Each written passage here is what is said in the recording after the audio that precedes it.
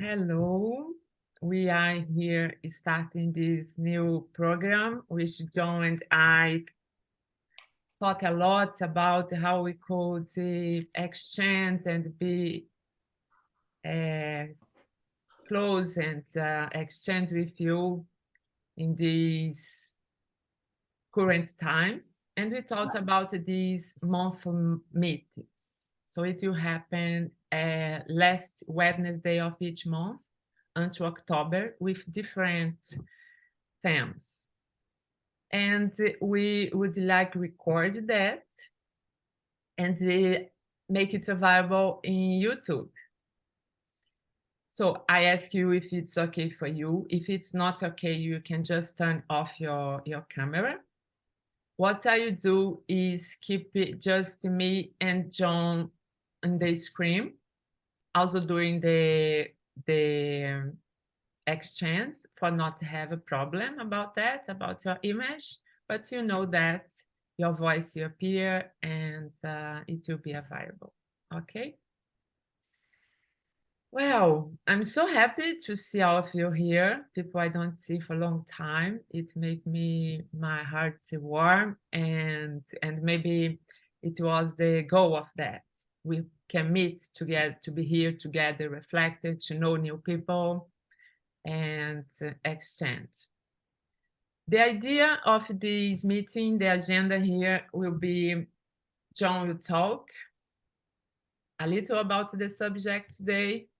Then I will also exchange my reflections about that.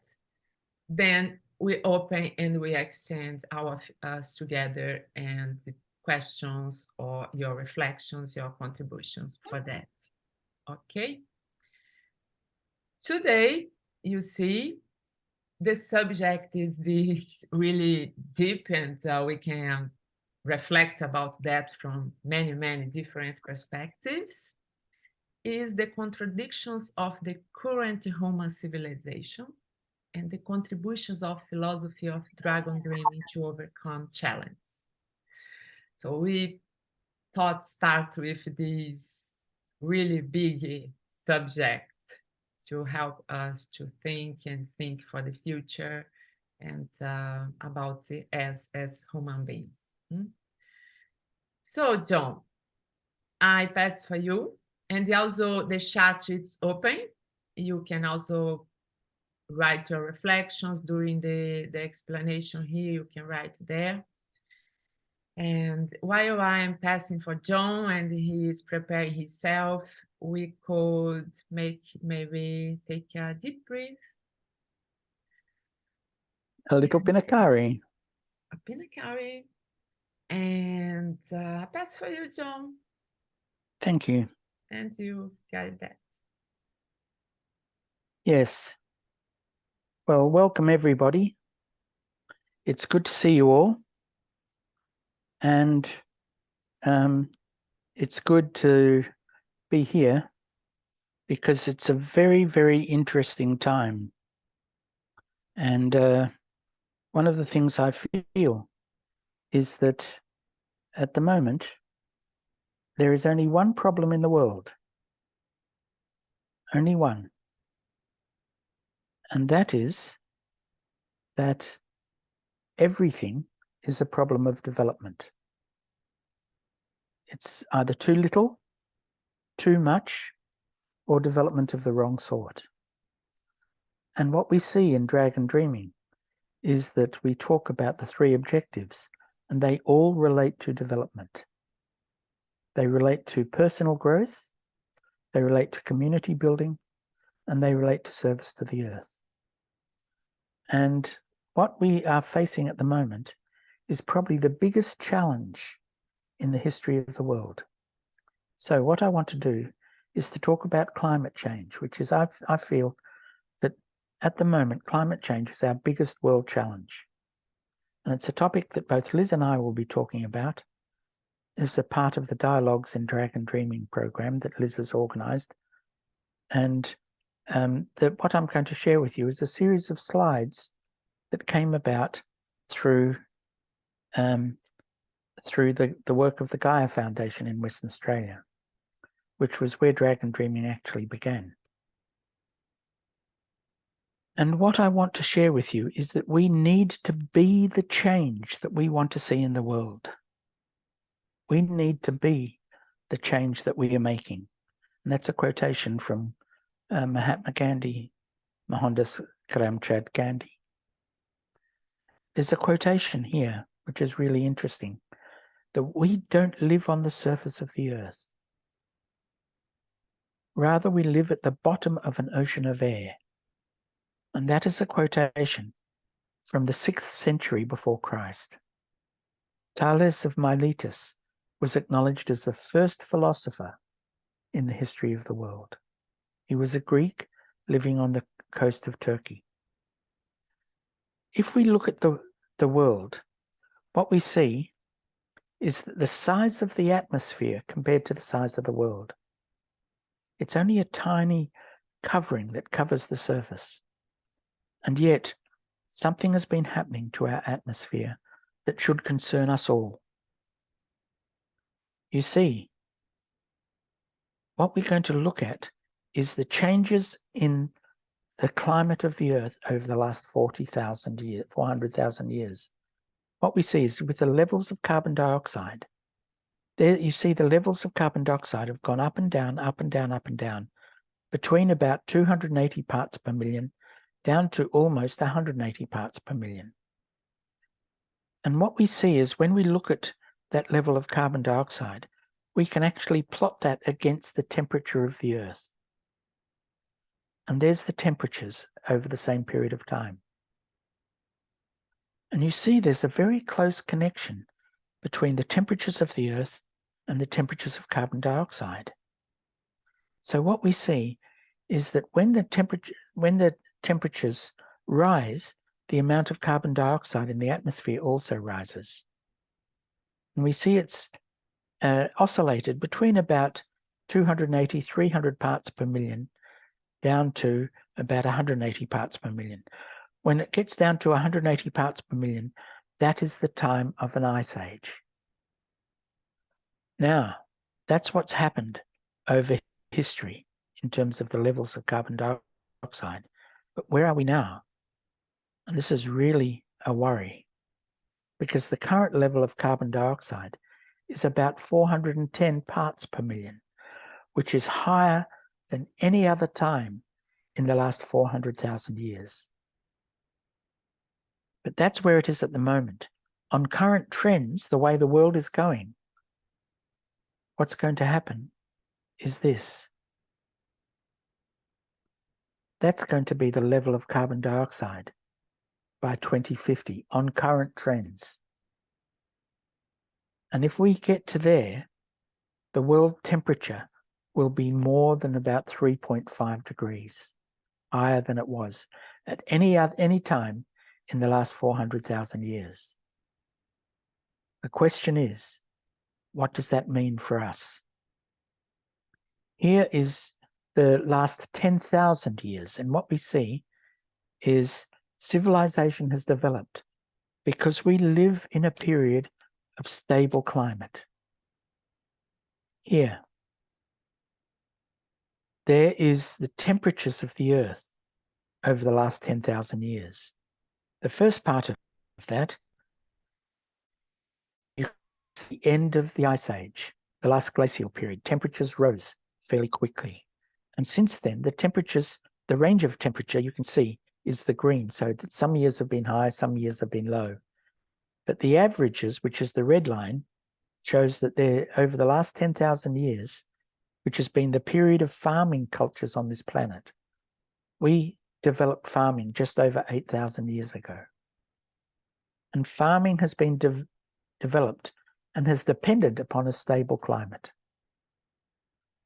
But as a result of carbon dioxide, what is happening is that the temperatures are going to rise.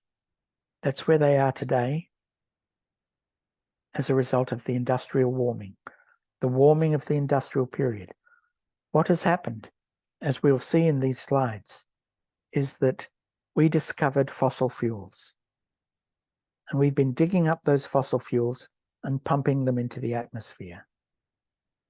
And so temperatures are rising, and they're going to rise up to there, the expected temperature then. Now, what about the last 2,000 years? You can do exactly the same curves just over the last 2,000 years.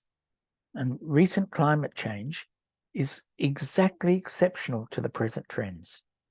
What we see is that that has been the trends of climate over the last 2,000 years. And again, the green shows the range, the red shows the average, the actual average temperature for that year. And what we see is there's different periods. So it starts with the Roman Empire, with the Colosseum. And we see there's a period in which temperatures got cooler, and that is a period of collapse. That's when the Roman Empire collapsed and the Han Empire in China collapsed. And then what we see is that after the collapse of those empires, there's a period in the Middle Ages when the temperatures warmed up again. This was the period in which we built the great cathedrals in Europe. And at the end of that period, we see there's another period of declining temperature, and that has been called the Little Ice Age. And what we see is that with the Little Ice Age, that the orange shows you the periods of minimum solar flares, that it was probably forced by the cooling of the sun. And what we see is that the first part there with the cooling was associated with the plague that ended the Roman Empire.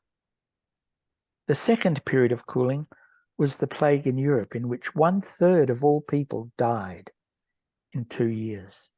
1/3 of the population disappeared in 2 years.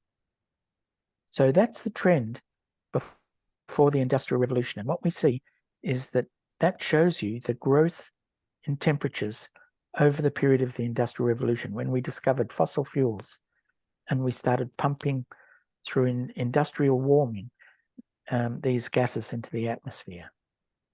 So where to from here? Where did these gases come from? 21% of all the gas comes from power stations, that from the coal and oil and gas that we are burning. There's 16% from industrial processes. That is the cars that we drive using petrol. So you can see just those 3 things there are responsible for more than 50% of the carbon dioxide we're putting into the atmosphere. Agricultural byproducts from the crops we plant and the animals we use is responsible for 12.5% of the carbon dioxide. That is from the fossil fuels, the digging up of the fossil fuel, the coal and the oil and the gas that we use. 10.3% comes from the house you live in and from commercial processes. So that's where the gas comes there. That one there comes from the land use that we have, the fact that we actually burn trees. And finally, that's waste disposal and treatment. So there's the sources of the greenhouse gases that we have problems with. But there's 3 greenhouse gases that we should pay attention to. The first is carbon dioxide, and you can see the sources of carbon dioxide there, the same colors as in that diagram. The second one is methane. And methane is 20 times worse per gram than carbon dioxide. And you see most of the methane comes from agriculture and also from fossil fuel retrieval.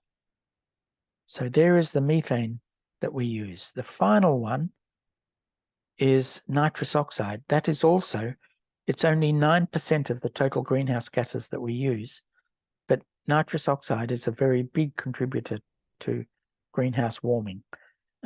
And you see most of that comes from agriculture, from the fertilizers and the way in which we use the soil. And it's also used in, nitrous oxide comes from burning of forests. So there's the sources of greenhouse gases on the world at the moment. And that's the source of the problems we're facing. We need to address these problems, because if we don't, we'll see what the consequences will be. If you look since 1800, there is the growth in coal use. That's all the coal that has been dug up and burned. And you see, it went up till about 1900, then it leveled off, and since then it's been rising again up to the year 2000. That is the petrol we use. But when you put petrol and coal together, that shows you the growth of the greenhouse gases in the atmosphere from coal and oil. Here is natural gas, the gas that we use to cook with, that we dig up, or that we turn into gas-driven cars and industrial processes. Add that in, and we see that that is the amount of greenhouse gases we've added just since 1950 to the year 2000. That is huge. And then what we see is that when we add all those gases together, this is what is happening to carbon dioxide on the world since 1960 to the year 2000. And it goes through this annual cycle up and down every year, so that in winter, the amount of gas of carbon dioxide we put into the atmosphere increases, but in summer it goes down until October, and then it increases again. So that's the growth of greenhouse gases in the atmosphere. Now, the consequences of that is that we are facing increasing amounts of severe weather events, of droughts, of floods, and of fires especially. And that shows you how many events. The events are actually growing by more than 10% a year. And the trend is accelerating. If you look at the insurance costs of that, you can see the relative, the weather-related insurance costs are going just faster and faster and faster. So that 1955 was the insurance costs in that year. And you can see how much they have grown up to the year 2000. In 2022, 23, that has climbed out through the roof. And we have only increased the temperature by 1.1 degrees average worldwide. With more energy in the atmosphere, the costs of severe weather events are growing fast. Now, what about the future? There is the change in temperatures from 1800 to the year 2000. They've risen now to, by 2007, 0.7 of a degree. But what are the scenarios for the future given the current trends? What we find is that that is one trend that has been shown. There's a second trend, there's a third trend, there's a fourth trend, there's a fifth trend, and the range of trends extends from just under 2 degrees in the future to over 5.56 degrees by the year 2100. And if the temperature gets to 6 degrees by 2100, sea levels could rise. They could rise by tens of meters worldwide. And since most of the big cities in the world are located on the coast, what we'll see if that happens, a lot of cities will be underwater. So that's the future that we're building right now. What are we to do about all of this? Climate change, I believe, is a measure of the spiritual failure of our industrial civilization. We have failed spiritually because we have treated the world as just a resource for our use. And as a result, we are seeing some pretty worrying trends. What we see is if there is 400 parts per million, and we are now at 410 parts per million, temperatures could increase anywhere from 1 degree up to 3 degrees. When you look at 750 or 650 parts per million of carbon dioxide, temperatures will increase anywhere between 2 up to more than 5 degrees. Now, what is the consequences of this? For food, when we get above 1 degree, and we are above 1 degree now, we will see failing crop yields in many areas, particularly in developing countries, countries like Somalia, countries like a lot of the countries of Africa, in South America, in Asia. But because of the warming trends, there should be rising yields in high latitude regions like the Ukraine or in Russia or in Canada. But with Ukraine and Russia at the moment, because of the war, that's not happening. When temperatures get above 4 degrees, we'll see failure in many places in the world, including the developed countries. So that's what's the trends in terms of our problems with water, with food. With water, already we're seeing small mountain glaciers are beginning to disappear. And water supplies are threatened in a number of areas already. But if it gets above 2 degrees, we will see significant decrease in water availability all around the Mediterranean, in Southern Africa, in South America on the Chile coast, and in Australia. And if it gets above 4.5 degrees, sea level rise will be a threat to major cities all around the world. So that's what's happening with water, with these temperature increases. What about ecosystems? What we're seeing right now, because of the increase of temperature by 1.1 degrees, we are seeing extensive damage to coral reefs. And because coral reefs are the ecosystem that keeps the oceans, a lot of the species of the oceans alive, the disappearance of coral reefs is causing major extinctions of our oceans. What will happen if we get above 2 degrees or 1.5 degrees? We will see worldwide large numbers of species are going to become extinct. We are seeing the biggest extinction of life on this planet since the dinosaurs last walked. Extreme weather events, what we're seeing right now, already starting, is the rising intensity of storms, of forest fires, of droughts, of floods, and of heat waves. It's happening right now. This last 2 years, these trends have already begun. And if we get above 2 degrees, or just under 2 degrees, we will see increasing risks of dangerous feedbacks and abrupt large-scale shifts in the climate system.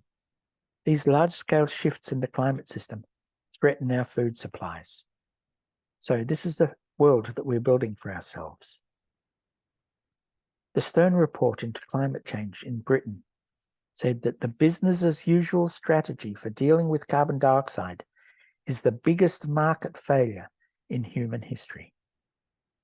Our markets are failing us because they don't take these ecological effects into account. So, what are the impacts going to do? For developing countries like Africa, South America, Asia, they are especially vulnerable. This last year, we saw 1/3 of Pakistan underwater. Rising water stress in many areas, with over 1 billion people suffering from water shortages by the 2080s, most of them in Africa. And that's going to lead to huge increases in refugees.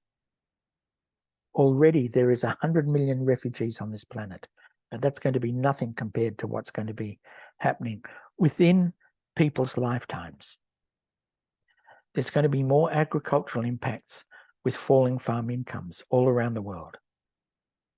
We're going to see malnutrition and diseases increase as the temperatures increase because tropical diseases will head towards the North and South Pole. And that will lead to pressure for migration and conflict, dislocation due to desertification and to sea level rise. For developing countries, they're not going to be immune from these changes. Water stress in Southern Europe, California and Australia has already started. And the cost of extreme weather events, hurricanes, floods, heat waves and fire are already increasing. This more volatility implies higher costs for insurance, and that's going to have an effect on the cost of everything we consume. So, this is showing the growth in the world economy. But when we look at the Living World Index that shows how the world economy is having an impact on the ecosystems of the planet, what we see is that the Living World Index is going like this. So we are at the moment making money while the world is dying. And what we see is that this trend is continuing. Now, destroying the life support systems of the earth in the names of progress is a symptom of insanity. We shouldn't be doing this. It's crazy. So, what we see is that as the economy has grown in the United States, there's a figure called the Genuine Progress Indicator, which actually measures, is this growth in wealth actually producing higher qualities of life? And what we see is that that's the Genuine Progress Indicator curve. So you see that from 1950 until 1970s, the rising GDP showed an increase in the Genuine Progress Indicator. So up until 1970, the increase in wealth actually benefited most of the population. But from 1970 until 1985, what we see is the Genuine Progress Indicator here, the rising growth, the rising index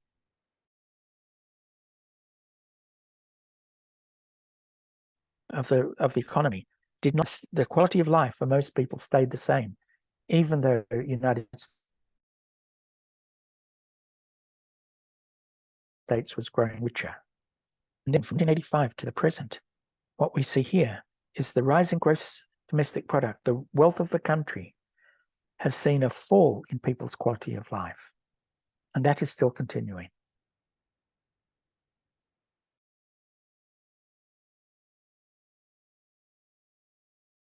So we need to make sure that the real costs of the environment and the real costs, are factored in, so that what we see is the consequences of discounting environmental damage overcomes the problems.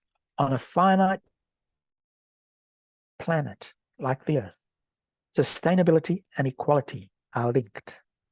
So we need to build communities that are based on equality.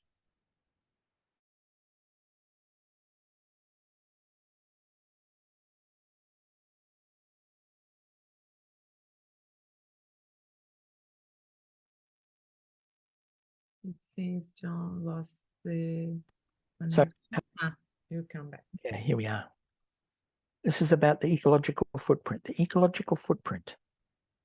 Knowing what your ecological footprint is can help your community understand both the global and the local impact of your lifestyle right now.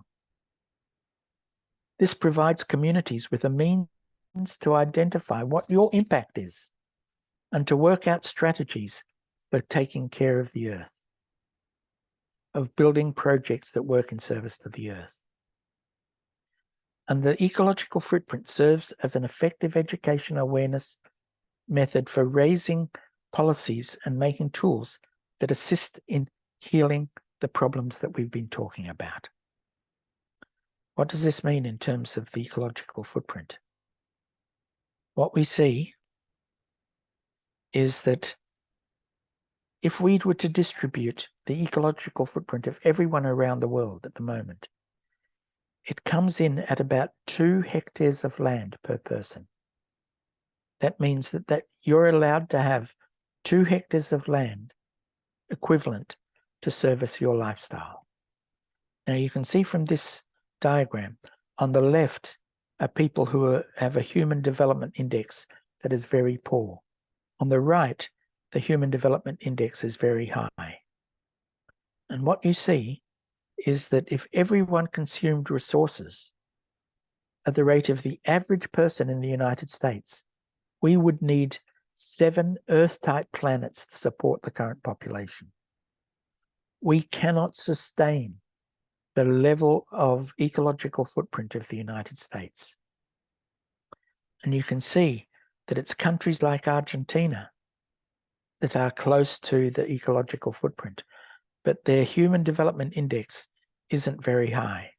You can see there that the Western countries, the OECD countries, the 22 richest countries in the world, have the highest quality of life. And in fact, the country that has the highest quality of life of every one of them at the moment in the world is Norway. So, what does this mean? If we look at the ecological footprint, the average Indian today is putting out about 1.8, nearly 2 tons of carbon dioxide per year. That's the average Indian. A sustainable world, to have a world that sustains its own ecosystem, with a population today of 8 billion people on the planet, the maximum we can have is 2 tons of carbon dioxide per person per year. That's the figure that we need to target. The average Chinese person at the moment is putting 3.9 tons of carbon dioxide per person per year into the atmosphere. So the average Chinese need to reduce their carbon dioxide inputs. For the Middle East, it's 5.7 tons of carbon dioxide per person per year. That's all of the countries of the Middle East.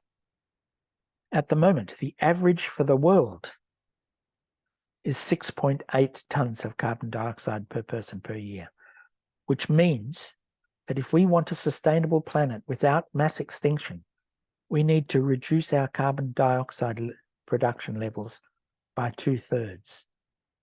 We need to do that just for sustainability. Europe, my goodness, that's 10.6 tons of carbon dioxide per person per year.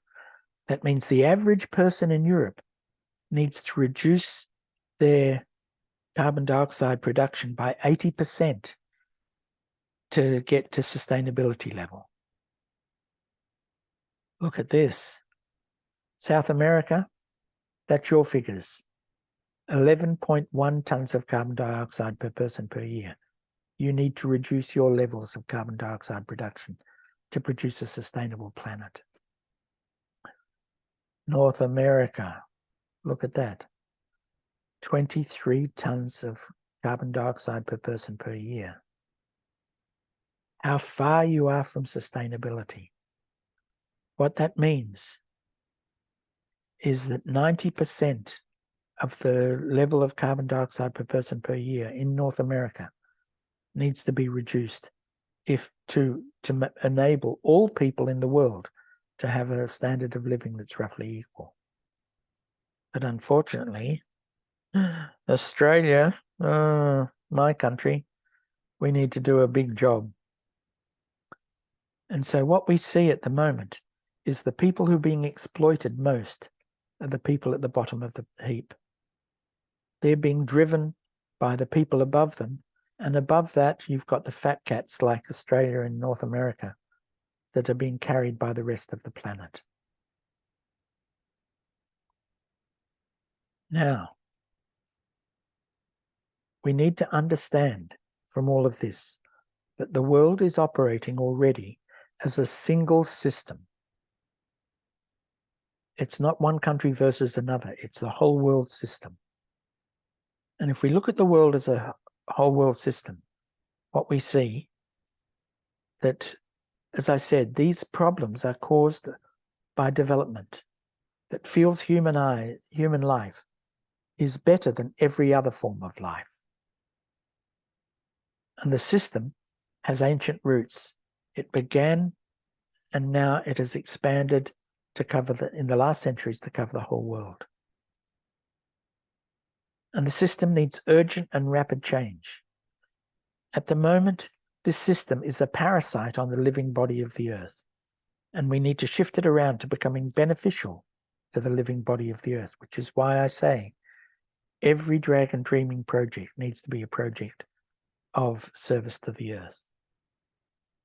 This challenge that I'm talking about here of the world system has been called the Great Turning.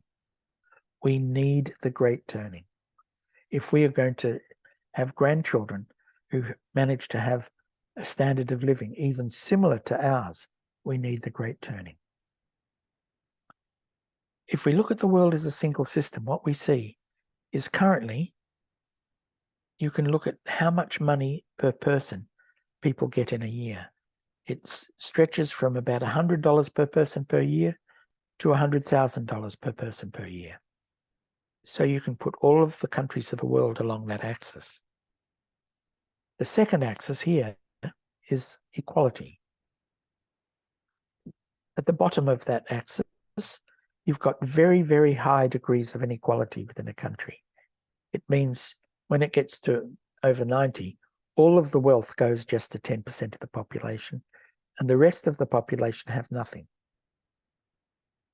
Low inequality is when you've got countries at the top of the scale. And you can look at that, those two axes, and you can plot all of the countries of the world according to their growth per capita or according to their equality. And this is what you see. There is the world system. And you can see here, the most unequal country in the world is Namibia.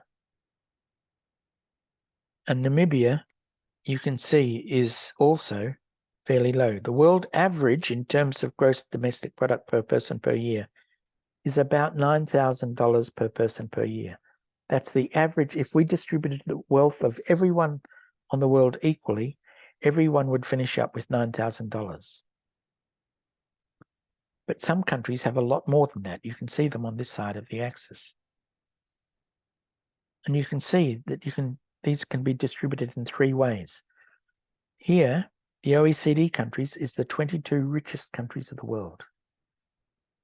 On this side of the line, all of those countries are countries we call the third world. You can see the third world countries tend to have a higher degree of inequality, but also lower income. And these countries here are countries that have a fair degree of equality, but they tend to be poorer than the richest countries of the world. And this creates a political system in terms of ideology between left-wing or socialist ideologies and right-wing or capitalist ideologies. So this is the world system as it's operating at the moment. And there is the world system at the moment. That is the world at night. And all of those lights are fueled at the moment, mostly by fossil fuels. That system cannot sustain itself. You can see the effects of this. This is the spread of deserts. 6,000 years ago, they were the deserts of the world. Today, that's the extent of the deserts of the world. And if we continue going the way in which we're going, this is going to be the deserts by 2050. We're going to see an immense increase in areas of the world that have no rainfall. That's for deserts. What about forests? We don't want that to happen. Thank you very much. 6,000 years ago, that was all the forests in the world. Today, that's the extent of the world that is still under forests. But by 2050, if the trends continue, that's going to become the area of forests left worldwide. Big decreases in tropical areas, and places like in Russia. That is what we're doing to our forests, clearing them. So that what we can see, these decline in forests, is due to the extent of fires worldwide. And there's all the fires worldwide last year. That's areas where the land is burning. And we can't sustain that because the forests are in danger. And as the land burns, species disappear. So, in terms of the world forests, there are some parts of the world where the forests are getting better.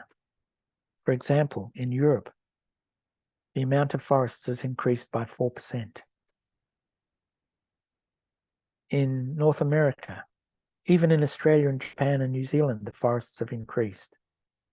But then that's what has been happening for the developed countries of the world. The forests have increased by about 2%.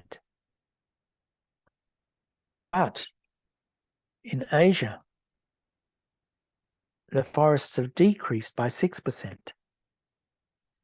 In Africa, the forests have decreased by 10%. In Latin America and in the Caribbean, with the decline in the forests of the Amazon and other forests, it's gone down by 9%. So the total amount of forest disappearance on the third world has been about 9%. And we cannot continue that and have a sustainable ecosystem because the forests maintain the diversity of the world. Here, that is the USA oil, European oil, Russian oil, the rest of the world oil, the Middle Eastern oil. That's heavy oil that is coming from tar sands. That's oil that we're pumping out from the deep ocean. That's oil that's coming from the polar regions of the world. And that's the natural gas increase. This is the amount of oil increase between 1900 to the year 2022. What happens in the future? What we see is United States, in terms of conventional oil, is falling. Europe, conventional oil is falling too. Russia, the oil lasts a bit longer, but that too will fall by about 2050. And that's happening worldwide. So that's the rest of the world. Even in the Middle East, by 2040, half of the world's oil will come from the Middle East. But then there's heavy oil from tar sands is actually increasing. But it's not enough to take account for the needs that we have. That's the deep ocean oil. It cannot continue. The oil from the polar regions and natural gas.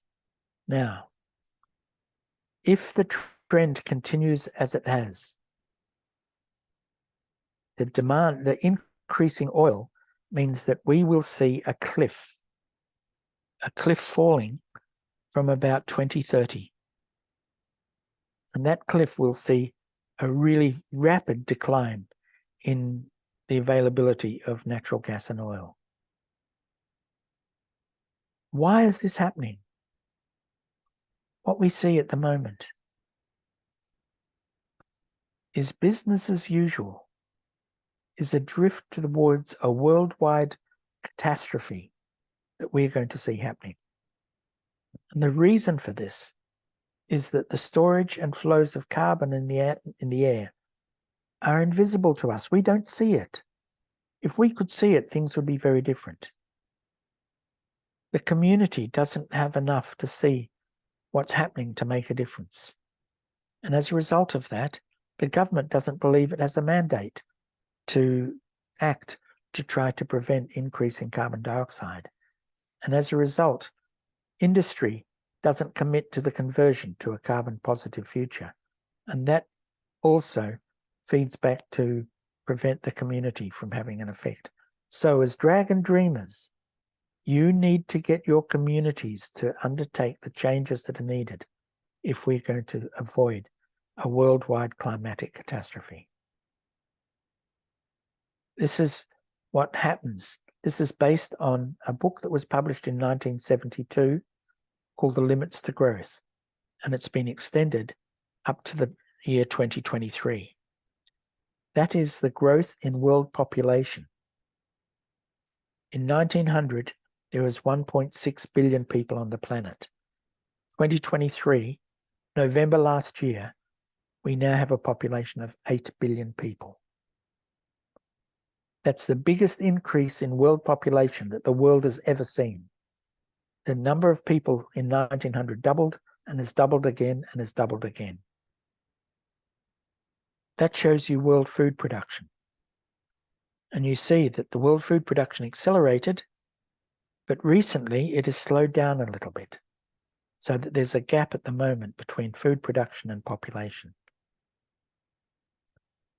That's the curve of industrial production based on fossil fuels, as I said. And this shows the increase in life expectancy. So that the biggest jump in life expectancy happened in the late 1940s and early 1950s with the introduction of antibiotics. World life expectancy now, as a result of the increase in fossil fuels, has, in terms of the numbers of barrels of production per year, has seen an enormous increase in greenhouse gas production. And that shows you, the blue line shows you the growth in world temperatures. Now, where are we going to go? What we see is that that is a curve that the United Nations suggests is the future of the world's population. That we will, on current trends, see the world population grow from 8 billion to about 11 billion by the year 2100. But world temperatures are heading and accelerating, so that by 2050, on the current trends, we will see the temperatures are up more than 2 degrees. And if that happens, this is what's likely to happen. The Pentagon in the United States has said if that curve goes on, we will see a 25 to 30% reduction in world food production. 25 to 30% less food than we have now. And tonight, we're seeing over 40 million people going to bed hungry. If that happens, as the Pentagon expects, that's what's going to happen to life expectancy. Life expectancy at the moment is about 73 years, and it's going to level off then. But if world food production starts going down, our life expectancy will decline, so that by the year 2100, the average person on the world will only live 21 years. It means most people will die at, the average will fall to only 21 years for the average person. And if that happens, world population cannot be sustained at 11 billion. In fact, we will see from about 2050 to 2100, 5 billion people dying. That's the future that we're building for ourselves. It's a catastrophe of enormous proportion.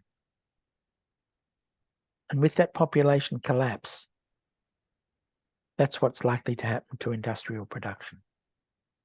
A collapsing population will lead to a collapse in industrial production, particularly as climates go ballistic like that. So maybe we could start to close to have time for that. Yes, I've got just one last bit. What we need is parts of a living system. What we need is here. We need a self-generating system for community enterprise strategic partnerships. This is what Dragon Dreaming is all about. there's only one thing that's powerful enough to overcome these problems, and that is we need to liberate human creativity on a scale that has never before been tried. And here it is. We need to grow local projects. That's what you need to do as Dragon Dreamers. And if we can do that, what we'll see is that industries begin to change. And with communities and industries changing, that's going to lead to our governments supporting worldwide efforts that overcome climate change. And that will lead to a system in which we build sustainability worldwide. Thank you all. Thank you, John. Maybe now we could take a breath. And a Pinakari would help. So we can, each of you take a breath and simple open space inside ourselves to see from different perspectives.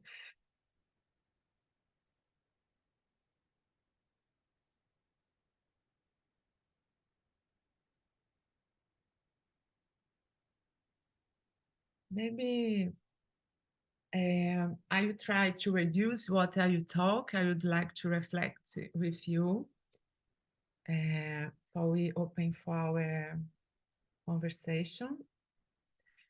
I haven't a presentation. I also had something to show to you, but I think I can use the examples of John to make my sharing short. I need to say, John, I have more positive perspective for the future when I see the crisis is a huge possibility to creativity, to innovation.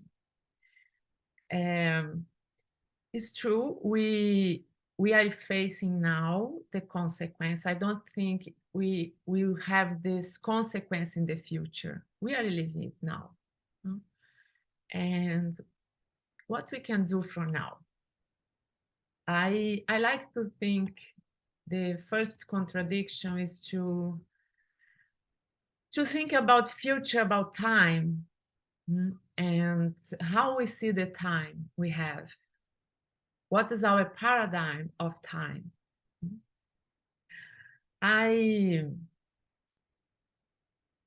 I think the change the paradigm maybe is change how we see the future.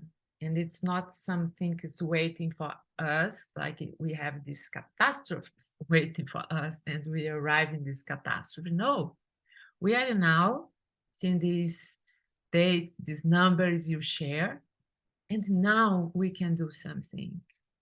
And it's my reflection with you. Bring the idea of dragon dreaming. We have the Aboriginal perspective on time that maybe can help us to review this paradigm. The Aboriginal vision is very important in dragon dreaming, you know. Who knows dragon dreaming knows that.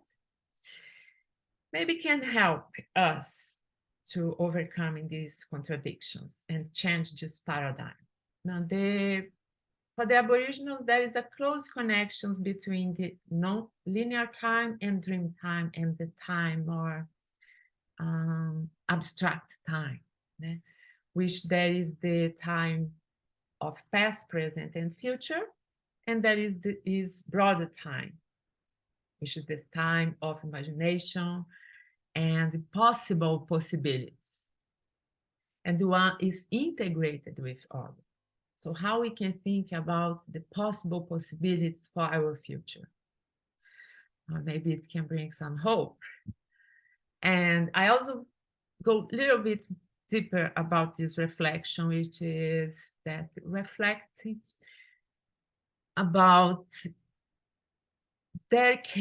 so this shifty paradigm from the future already built, and we need just to wait for these our catastrophes, to another paradigm of what we'll build together. What will be our possible possibilities accord our decisions here and now in this current moment. And what responsibility I take for that. And thus, perhaps in order to live more coherent, it's necessary we change this perspective and look what is the real live human being life we want to build and what are our possibilities for that. We have here in Brazil a very interesting physicist. The name is Luiz Alberto Oliveira.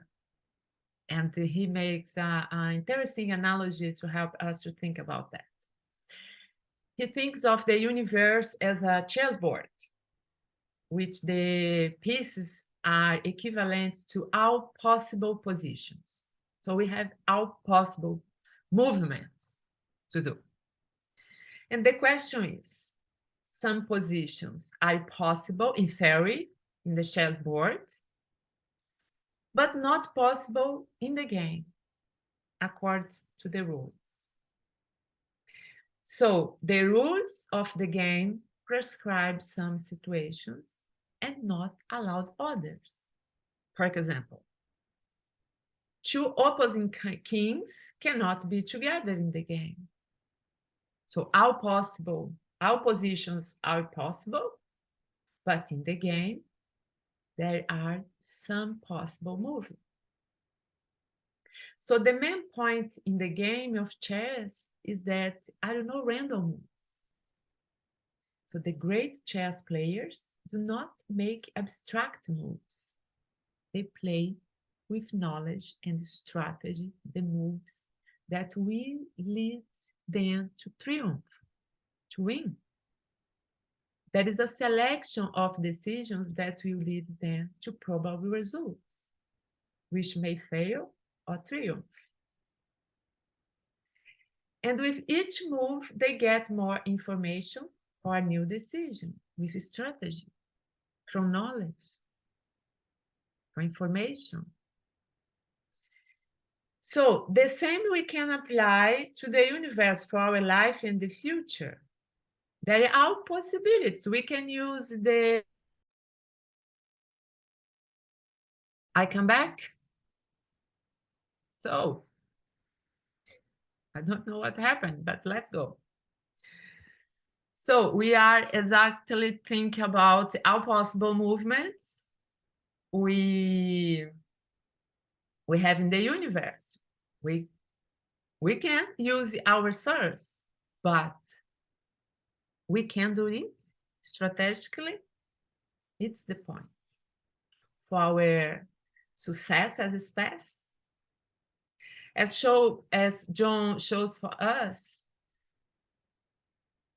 we have now 18 billion people grow up.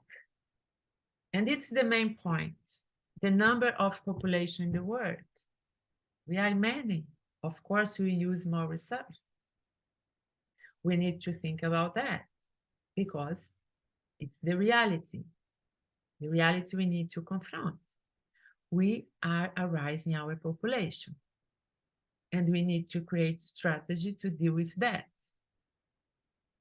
So the future of us, of things, of the universe consists of the possible trajectories according to the laws of nature, of our beings, of our bodies.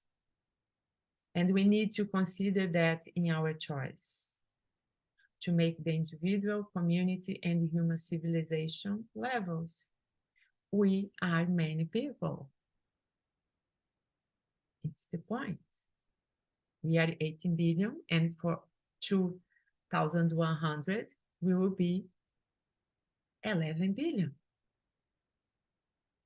It's the main information we need to consider to make our choice. So think about these contradictions that are killing us and the planet, as John shows. No?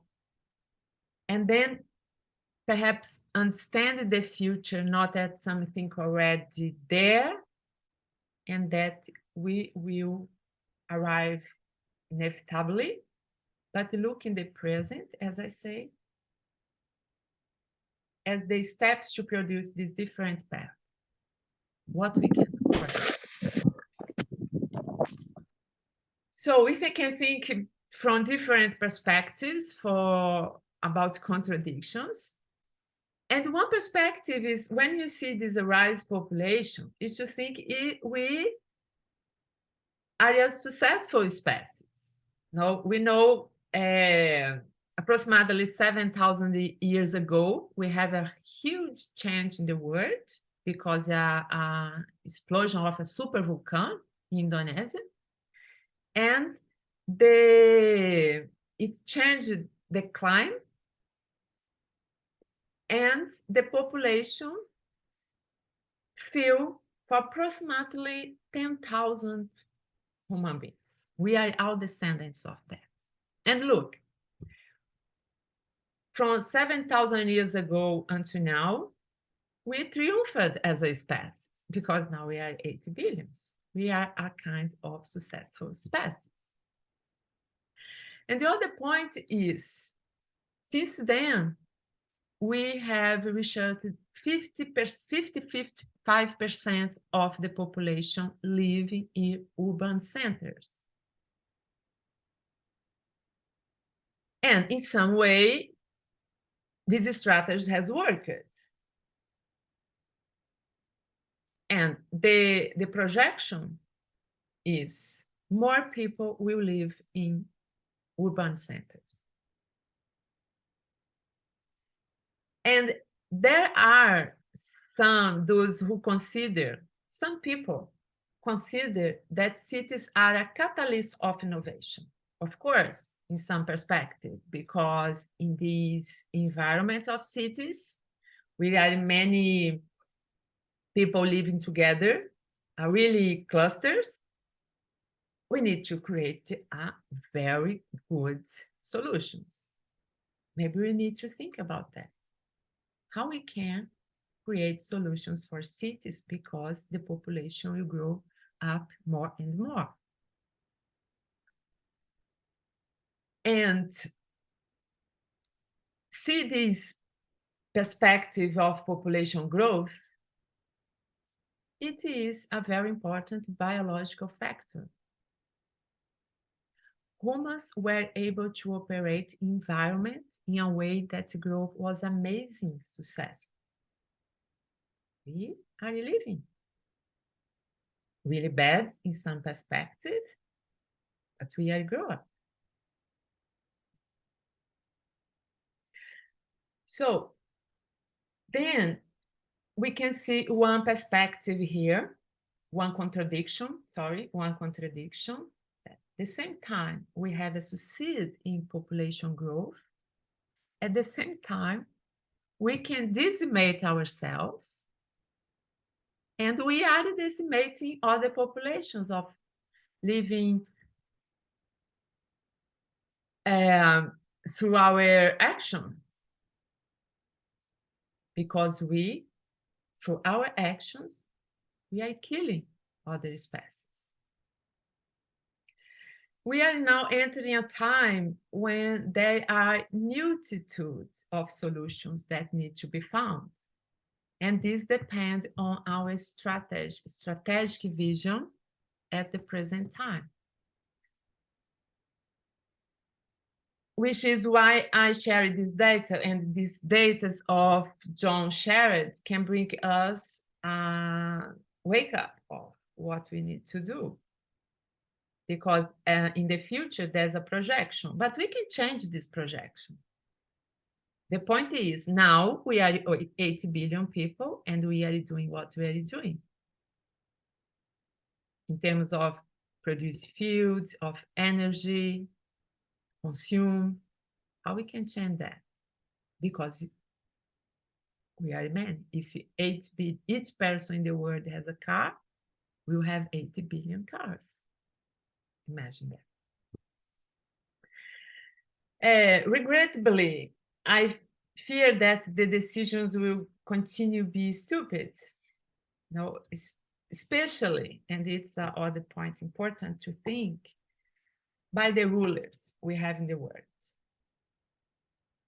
It is really interesting. So change the perspective. I don't know if you saw in the news, like Sudan voted for the death penalty for homosexual, LGBT people. Imagine that. In 2023, there is a country who is, this option is be homosexual, you death. It's what we have in the world. It's a huge contradiction. So we can see rulers don't see to be able to create economic environment and social agreements and be looking the future of the humanity.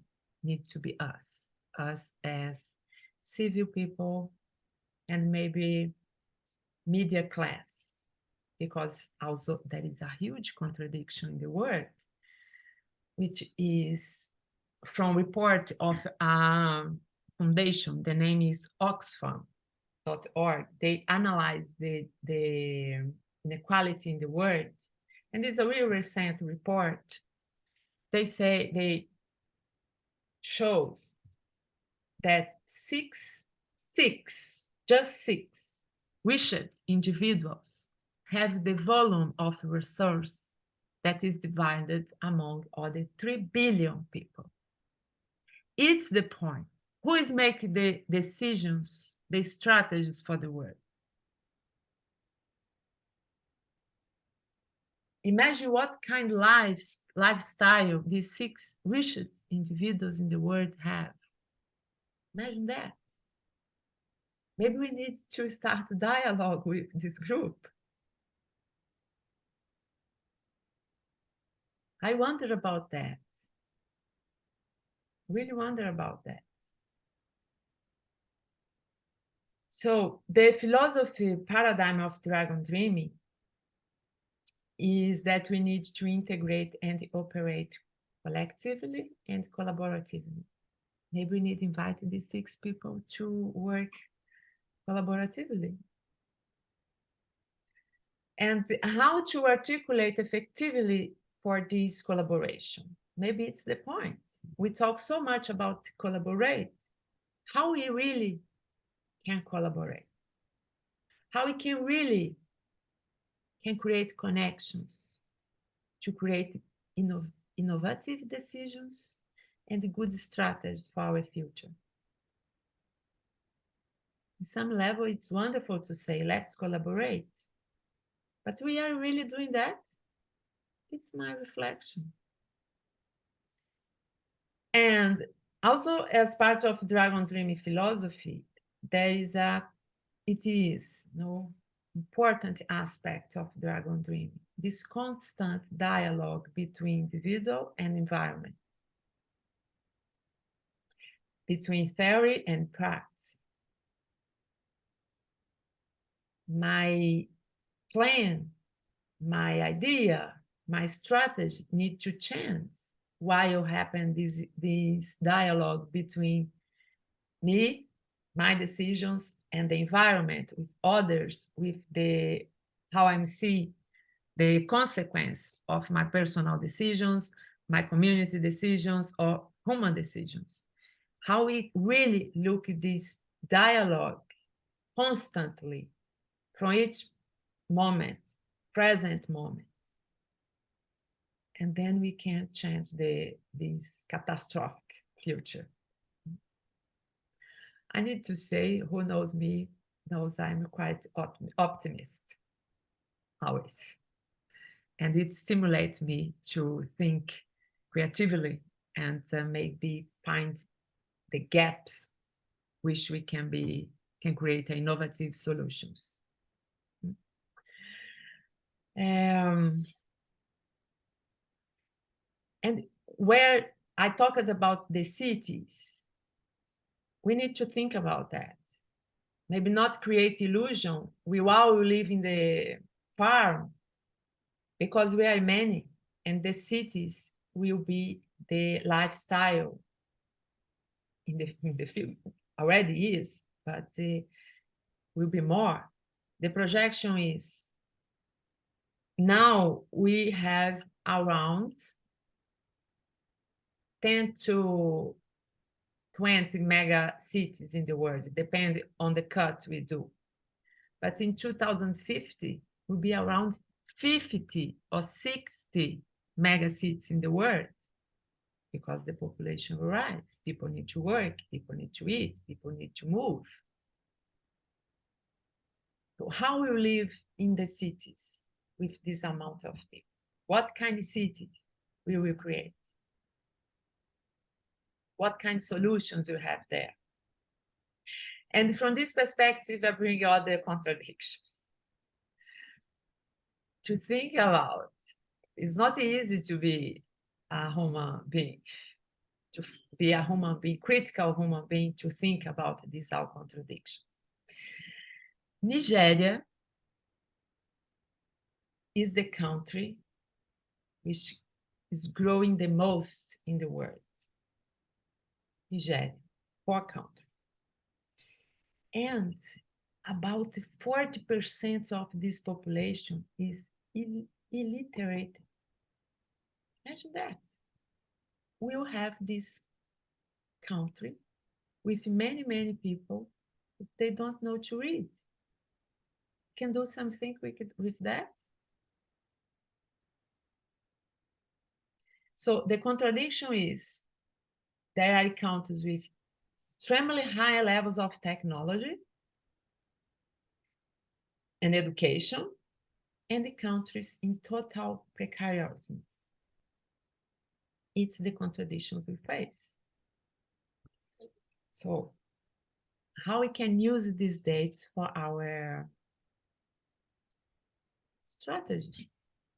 Maybe also has a number of possibilities of new work, new abilities we can develop in ourselves.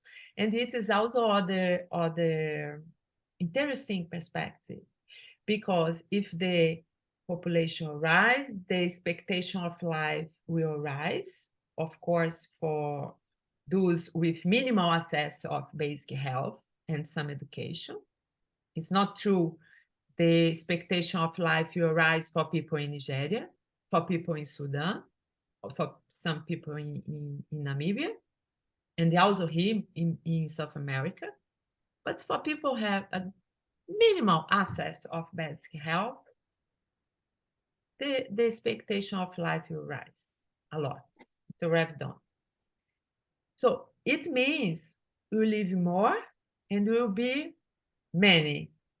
We need to learn constantly new abilities, constantly. And at the same time, we need to unlearn abilities will be obsolete, will not be used anymore, because the things will be fast and fast. And the new strategy needs to be created for us to be, for everyone, be access. Not stay the education, technologies, health, just for few people, but how we can do it for 11 billion people.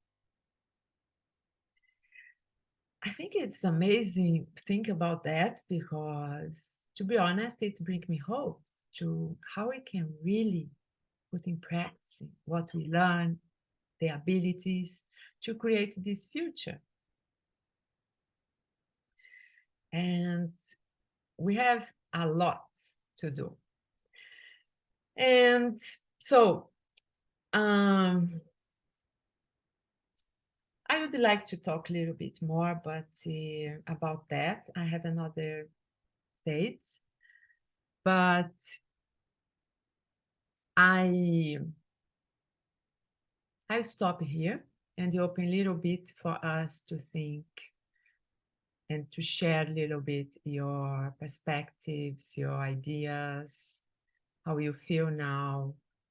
And because it's the Anthropocene era we live now, it's mean the time of human beings, because we, from the number of human beings we have in the world, we change the environment. We change everything, and it's also our capacity. How we can value our capacity to build and not destroy. It's my point.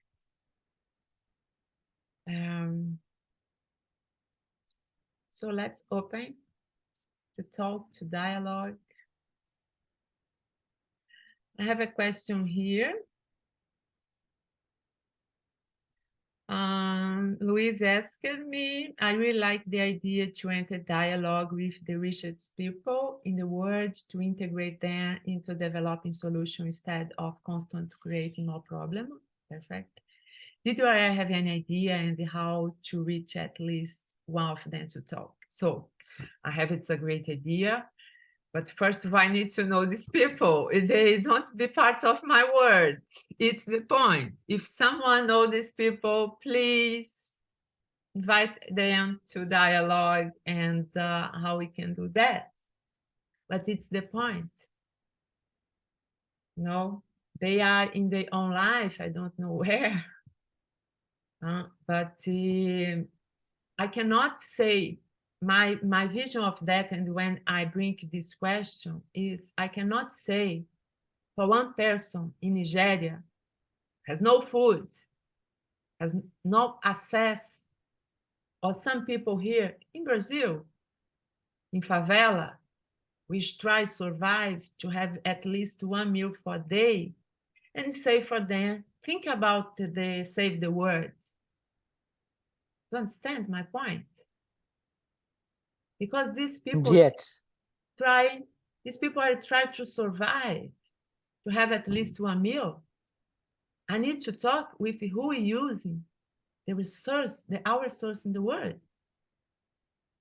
It's the point. For me, it's the main point.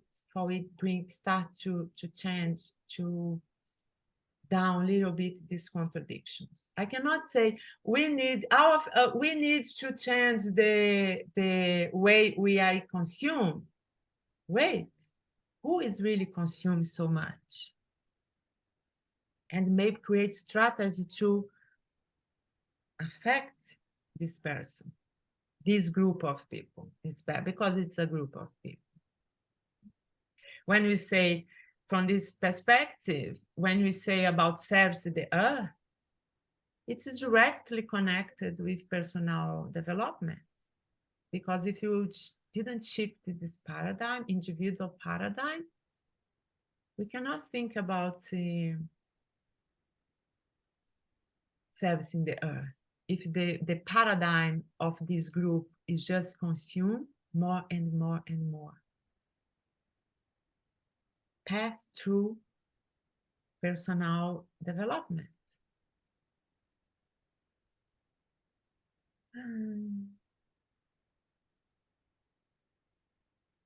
Valerie, tell to us, I have an idea how to reach a number of rich people, but what to tell them? Maybe what we are talking now. Ilona also shared with us, maybe we can start here to contact extreme rich people that are already waiting to change something. Great, thank you. Wow, we have here many good resources and information here in chat. It's nice. So it's the good of dialogue and think together. Many people know some path I don't know. I look at that. I still have many, some people wrote in the chat, but when I lost the connection, I lost that, but I will assess it after that. So if you want to talk, please just unmute yourself and talk. It's open.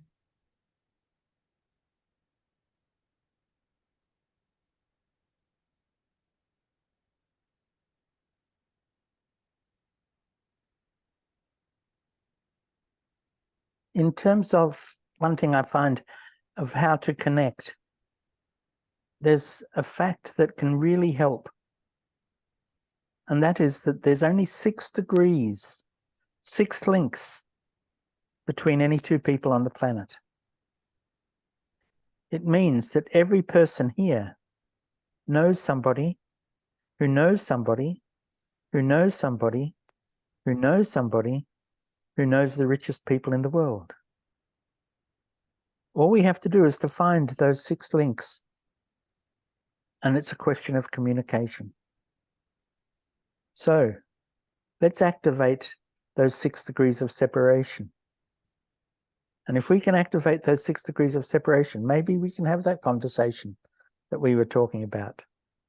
There's another thing I'd like to share too. I just did a post about the interesting definition of the optimist and the pessimist.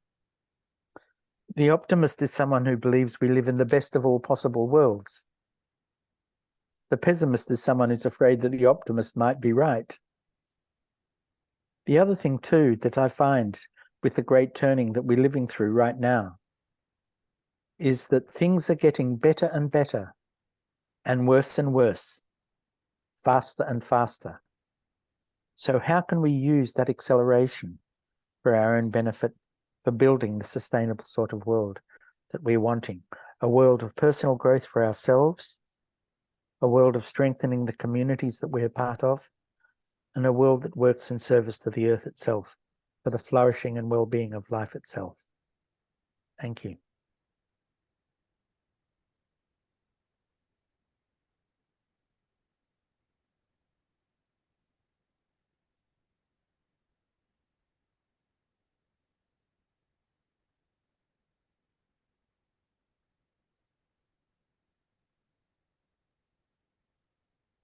So, I think we can start to close. I see no one wants to talk, or we already, some people is leaving. He is. Is Farian? I hope I'm saying correct your name. This is one. Yeah, do you want to talk? Great. Sure. I'm here in the US. I've been working with Renato from Brazil. I'm learning about dragon dreaming for the last 3 years. And I wrote in the chat how I have friends that are part of the organizing of Burning Man, and their claim is that part of their ideas to bring the rich people there to try to enlighten them about other things in the world. And it occurred to me when you were saying, how do we get to these people? Yeah, maybe there's a new creative approach to, I don't know, instead of having protests in the street, surrounding their houses with dragon dreamers, doing social presencing theater in front of their homes. I don't know, but I think it's time to really shift out of the paradigms that we've been using. I mean, Burning Man is a totally unsustainable, in many ways horrible event that uses tremendous amount of fossil fuels to entertain people. But there's this other contradiction that tens of thousands of people come together to experience what life would be like without money in a gift economy. So it's a very big contradiction. You know, to me, it's like if all of this energy was put towards, you know, a festival that created a permaculture farm and then they left and they had a big party and they did work and there was something really left behind, as opposed to nothing left behind, which is, you know, this idea of leaving no trace is a big part of Burning Man. I don't know how many people are familiar with this festival, but it's a huge phenomenon in the United States that provides a cultural ritual for people. There's a lot of grieving. There's a temple that gets burned, but it's such a contradiction, because while it meets a certain human need to come together and have this sense of community that's so lacking in people's lives, it done in a completely like replication of this system that just destroys and wastes and massive amount of waste, and then it disappears. So it's almost this, anyway. But how do we, Thank you. yeah. Thank you. Yes, one of the things that I feel very strongly is I feel we haven't yet found the answer.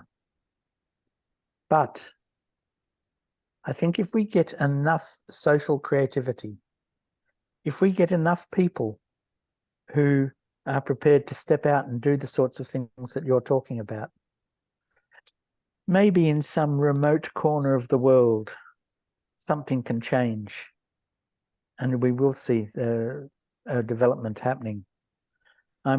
I remember Nara Petrovic from Slovenia, who did a dragon dreaming project with me in a training with me in Finland at a Global Eco Village Network conference. And he heard about Let's Do It World, a project to clean up Estonia in one day. And he took it to Slovenia, where they got 15% of the population of the country out onto the streets, and they collected 7 million tons of rubbish in 24 hours for recycling and for reuse. And as a result of that, on the 18th of September, in 2018, that project spread to 140 countries around the world. And on that one day, 17 million people came out onto the streets to collect rubbish for recycling. Now, that's not the answer yet, but I think that kind of creativity, that kind of innovation, that kind of stimulus, duplicated again and again and again, will be the way in which we can stimulate the sorts of things that can lead to sustainability and a living planet for everybody. Maybe for the 11 billion people that Lysandra is talking about, maybe for more, maybe for less. It's changing all the time. Nigeria is a very fast-growing country, but there is a dragon dreaming project that operates in Berlin by a man called Kipper Fischer, and the project is called SONED, S-O-N-E-D. If you check it out on the internet, you'll see it. And they do amazing projects around the world. In Ghana, for instance, they supported the Ghanaian Permaculture Institute, in which one man planted 7 million trees in 3 years. 7 million trees, one person, in 3 years, by involving the community and getting them involved. So I encourage you all, go out and make a difference in your communities. Find exactly how to talk to the people in your street to create an interesting project. Go out and communicate, because it's interesting, we talk about community building, but community and communication come from the same words. And we have community by the quality of communication that links people together. So I challenge you all: personal growth, community building, and service to the earth. Good luck, everybody. And I'm trying to do that myself, as Liz is too. But it's the way in which I feel we have a hope. And as hope comes, hope is eternal. Thank you. Valerie, before pass hand off to you, I would like just to make some comments about when we think in terms of these huge but punctual ideas and projects. I see it's amazing. It's amazing because it can mobilize people. But I wonder also what kind technology we can create, because we are in the time of this. We have many, many possibilities to use the science to good solutions for long term. Of course, we need to mobilize people to sensibilize, make more sensible for how to change and maybe sacrifice some luxury because it's necessary in some level. And how we can really be innovative. And I resonate a lot with what you say, Mariam, about that, change the paradigm of really open the dialogue with people don't speak the same language of me, because we are here. I think it is the huge gap. It's wonderful we sit here and talk together, which we are the same values, the same language, the same concepts. And how I can talk with who think different, how we can really create a dialogue with this group of people. I am really available for that. I have seen many people in this collaborative context just fight with these people. Maybe it's the way we are teaching community. We are talking about communication, dialogue, but we cannot sit and really be open to understand why these people think so different. Understand the perspective to create a real dialogue. I think it's the big challenge, because this, I say, it passes through personal growth, include myself, start myself, because it's so easy to talk here with you. I have talked about with some groups from work with mind people, working big minds. Ooh, you need to really change and find a correct word to say. So it's my challenge for all of us. No? Yes, Valerie, just unmute yourself. Yeah, thank you, Liz. Hello, everyone. I find very inspiring the talk, terrifying and inspiring at the same time. I want to share that recently I was thinking a lot about same topics. Even we had a talk with John some time ago, because I feel that the scale of my personal concern about what I can do with the situation in the world, considering that I feel myself so small and not really powerful, comparing to those people who make decisions, who operate with millions, not only money, but also millions of followers and millions of people.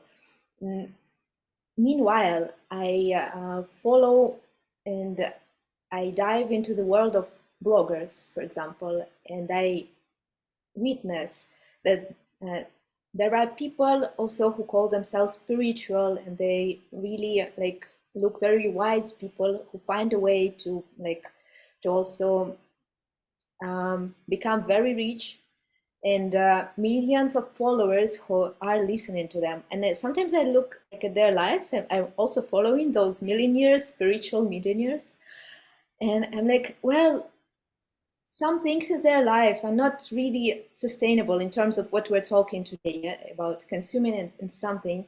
And it's not about they're bad, but just they're focusing in another dimension and another direction. And I was thinking, yes, what could be the message, and what could be the offer, or what could be the invitation? Because it's not hard to reach them. But what is hard is to really get their attention, and probably that would be only the one try. So it's what I'm thinking about is, and need some brainstorming and a group support, I guess, just to create the message to send them, because it's not hard to reach them. So maybe to make it more practical, as I don't see it's difficult to reach, but maybe someone wish to work with me and have maybe a call, or on the practical level, just to think, dream, develop. an idea, what could be a message or the project or the offer. So just to see other steps.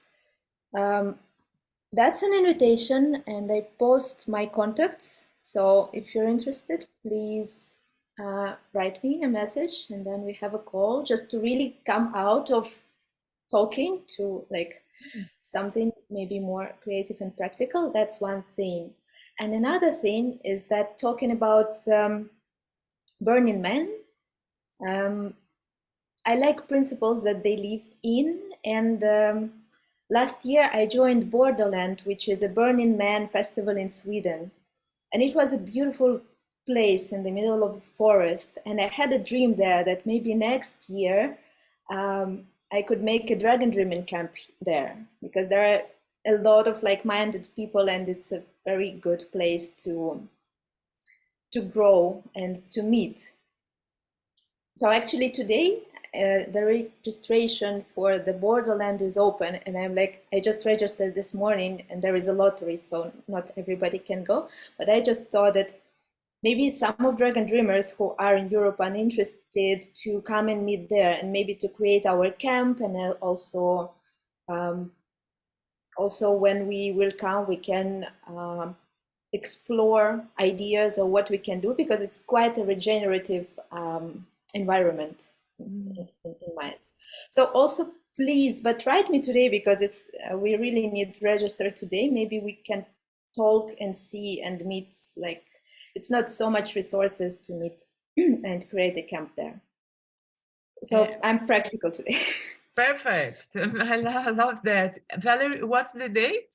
Could you write it here for us? The date, it's in June. I think it's 30 July, and it's around a week. But start 30 July. Just for it's okay. Let me just, it's Borderland. It's like, it's the website. No, amazing, really good. So I'm so happy with that, and I think it also will give me ideas for our next dialogues and how will be the structure, because it's we open that, and let's see how it will grow until October. And I also am thinking here from your idea, Valerie, maybe we could create a Telegram group of dialogues, and also people can put this resource, and so I haven't the contact of everyone, but I have some contacts. If you agree with that, you can consider Valerie put her contact here. You also can contact her, and also she could be you, Valerie, add the people in this group. Yeah. Perfect. I think it's sure, no problem. I'm so happy with that. And with these possibilities, it's emerging. It was our proposal of joint I think about what we could do in this time, join Australia. And then we thought, let's start that. We have some subject, to talk, but also this, it's open for that, for how we can really dialogue and open for what emerge, and we can really create effective connections and open for self-organization, and the things maybe can happen in small scale. But I also think we have no idea about something really small I can do here, and what will be the effect of this in 10 years in other parts of the world. And it's my optimist aspect, and really trust life wants life. When we have some good intention, the things goes. Although I don't see, I really believe that we can just open and trust. Yes. Can I share one more thing about what you were saying, Lisandra? Yeah. This other thing has been on my mind a lot, is that we're in the age of the trickster. And I think the trickster has ways to bring people together that they don't even know why they're there, but all of a sudden they're in a new paradigm. And I think we need to, you know, like it's not so much about spirituality or science, but those two things together in there, there's actually a trickster that what I fall in love with about Dragon Dreaming is the playfulness. How do we bring this playfulness to stop preaching to the choir? Because I love the choir and I need the choir, and the choir makes me feel like I'm in a bubble bath. But you know, whether it's yeah. So I just want to put that idea in everyone's mind to really think, what does our trickster look like in this work, to in a positive way? It's a positive archetype. Yeah, with hope. Perfect, thank you. So John is saying here, he lost the connection. Well, it's part of when you do something virtually. We deal with that. I'm seeing if he entered just to say goodbye. We passed the time a little bit. I thank you a lot to be part of this, to join us and think together. And my heart is really warm with that, to see people I don't see for a long time, and the people I never know and I'm knowing here. I really live the, now here's John. I'm leaving our meeting really connected and hope, with hope. Thank you. Maybe you could write here for me too. How are you leaving this meeting? What are you feeling just now, for we have a sensation about what's happening with you? John, we are finishing. Yes, something happened. I don't know what. It just dropped me off.